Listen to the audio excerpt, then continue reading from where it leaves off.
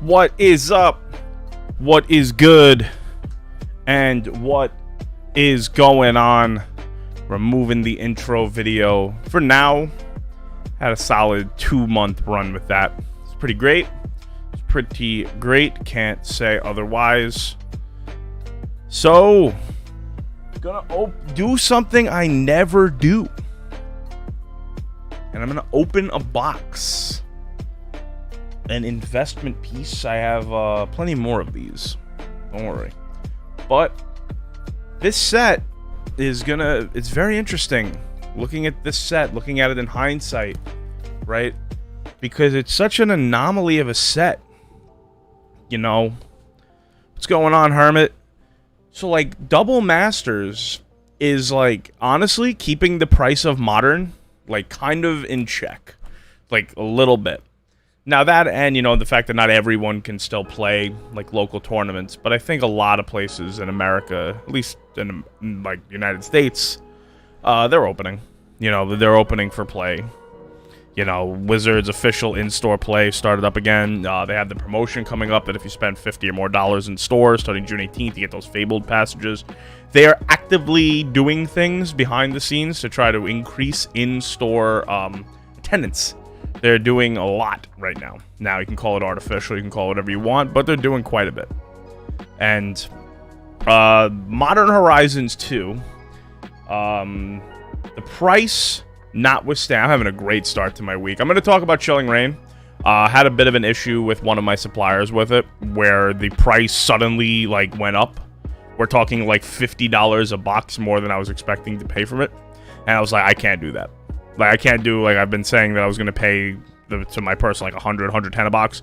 And then all of a sudden, they're like, it's 150 each to me. And I'm like, So, I'm like, I have other people who are going to get me boxes at the same price. But the person who gets them to me early were just like that. The funny thing is, I've been seeing those boxes, like, sitting on his shelf. Keep it real with you. Like, those boxes are just, like, sitting on the shelf. I'm like, okay. I was like, I was willing to pay you ahead of time. You know? But he's like, oh, don't worry about it. And then whenever someone says don't worry about it, always worry about it. So that's a lesson I've learned many times. When someone says don't worry about it, the first thing you need to do is start worrying about it. So, we're going to get to Chilling Reign. I do have plenty of Chilling Reign coming in. Don't worry. Lots of it. The set's kind of getting overshadowed by two reasons. One, within its own sphere, right?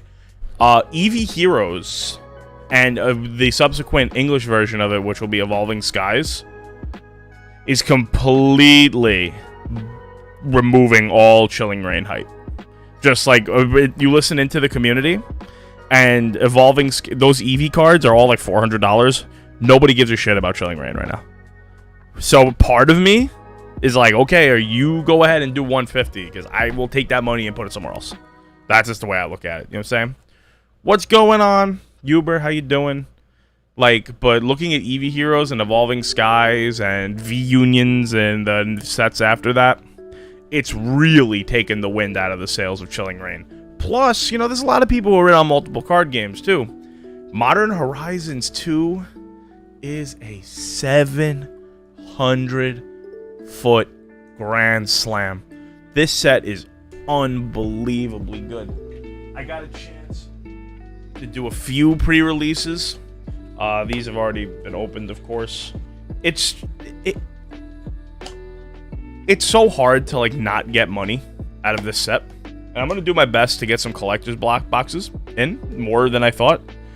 Because those are really good. Like, it's so easy to break on a collector's box. I know Michael, I don't think he has collector's boxes in yet. They're gonna sell very well. People were I'm talking about, like, also, like, at Targets. Yeah, I'm gonna get into that too. I'm gonna talk a lot about playing Magic today. It's something that I'm actually very excited to talk about. Modern Horizons, the draft environment's kind of bomby and swingy, really, like, solid for, like, I don't know if I'd want to play, like, a major tournament, but it's still pretty solid. But I've only drafted it once, and I played one sealed. Can't really say too much. Like, I don't have enough of a sample size to have an opinion. Everyone always has an opinion at pre-release of how good the draft environment is of a set. If you took that into account, Innistrad would have been garbage. And Innistrad is widely considered one of the best draft formats ever. Magic, I gotta say this, you gotta give credit where credit's due. And the price is that it is an unbelievable product. It's really a great product. Like, it's I'm trying to find the flaws. And the price isn't that big of a flaw. I know that's not like a happy thing to say, but like the value is there so crazy at the moment. The value is so unbelievably high at the moment that you'd have to get substantially unlucky to not get at least your money back in trade value, right? So it's like, yeah, it's an expensive point in, but if you were to trade your cards into play, you pretty much are just gonna like go break even enough of the time that you could have a great time doing it. So it sounds strange because it is expensive to jump in, but on a as far as $35 drafts go, and $35 is what you should be paying for a draft, in my personal opinion, for the set. As far as what's going on, Hugo? As far as $35 drafts go, it's one of the best like expensive draft environments I've ever seen. Right? It's good. It's a great set, packed with value. We are going to see something very soon. And so in the crypto sphere, it's called the flippening when Ethereum passes Bitcoin. We're going to see the allied fetches flip the enemy fetches for the first time basically since Zendikar rotated out. Like since Khans of Tarkir. So for the first time in 7 years, Flooded Strand and Polluted Delta have already passed Scalding Tarn and Misty Rainforest. So, and I think you're going to see it across the board. Across the board. All 5 of the allies are going to pass the enemies. The enemy fetches are so easy to pull. I watched one set box get opened, and I watched 11 fetch lands come out. Between old border, full art, you know, this. I watched the collector's box, and I was like, oh, how's my collector's box? It's like in 12 fetches. like, what is going on? It's about 2 fetches in one box. Crazy. Crazy. Crazy. It's going to crater the price of fetch lands. I do feel bad for those people it does price out, because I've been there, at least for me, it's not keeping me enjoying the set as much. The thing is this, I would tell you this, and now I usually say if you're investing, is if you're investing in cards, stick to the reserve list. But there is a point on the non-reserve list that could hit low enough point. This happened with Ultimate Masters, when Cavern of Souls jumped down. Well, that's really nice. When Cavern of Souls was in Ultimate Masters, it fell to like $30, $35, and I know some people just like took out a loan and just bought them out. They're like, like there is a price floor that there are people who will just sit on the floor and just Kirby them, almost like limit buys, where it's like, all right, you hit this number, I'm going to buy every copy at this number. I think there's an immense supply wave though, and even those people could run out of capital. So I could definitely, not financial advice, I definitely can see like $15 Scalding Tarns, and I'm not even kidding. We have seen $15 Flooded Strands and Polluted Delta, and those are better cards than Scalding Tarn in most formats. Polluted Delta is the best fetch land ever. It really is. It's the only land that can cast Counterspell and Thoughtseize. You know, Scalding Tarn's probably number 2, but I would say that Polluted Delta is the best of the fetch lands as far as just like application. So yeah, but it's another set that came out in 2020. In the middle of the summer, in the middle of the pandemic, and that was this. Oh, come on. Come on already. Am I gonna have to restart because my camera's bugging out? So I leave my computer on, right, because it mines all the time. It's Double Masters. I really wanted, that was such a nice looking thing. Nice little blooper there. It's like a technical difficulty.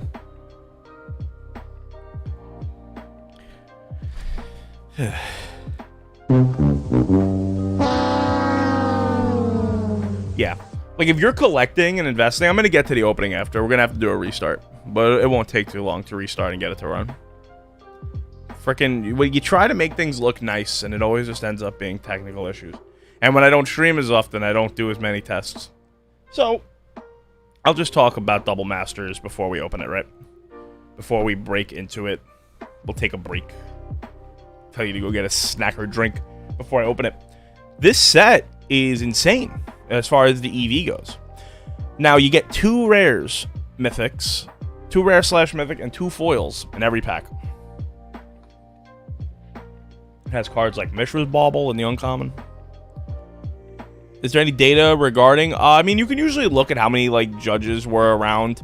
Honestly, Hugo, good data for older cards, anything like 15 years older or older. Just look at the available number. The like just you could just track like how many copies are available in the open market. You know, that's something that a lot of people will not do. They don't look at how many copies are actually available for sale on a card. And I've mentioned this numerous times, especially with like price tiers, especially for like reserve list. Like I said this, like how much money needs to be spent to change the price of a card. So if you look at like for a while, just like Wheel of Fortune, Judge Foil was like $400, $500. This is of course like 18 months ago. And you could have spent $6,000 and removed every copy under $1,000. You could have just bought like 20 of them and you would have removed every single copy that was not for sale under $1,000. Yeah, it's like there's a lot that are low, you know. But when it comes to fetches and all these like there is a price floor. And one card in particular is Stoneforge Mystic. Stoneforge Mystic in the new Modern is everywhere. So I'm going to restart the stream so I can get my cameras to function properly. And I will be right back, and we're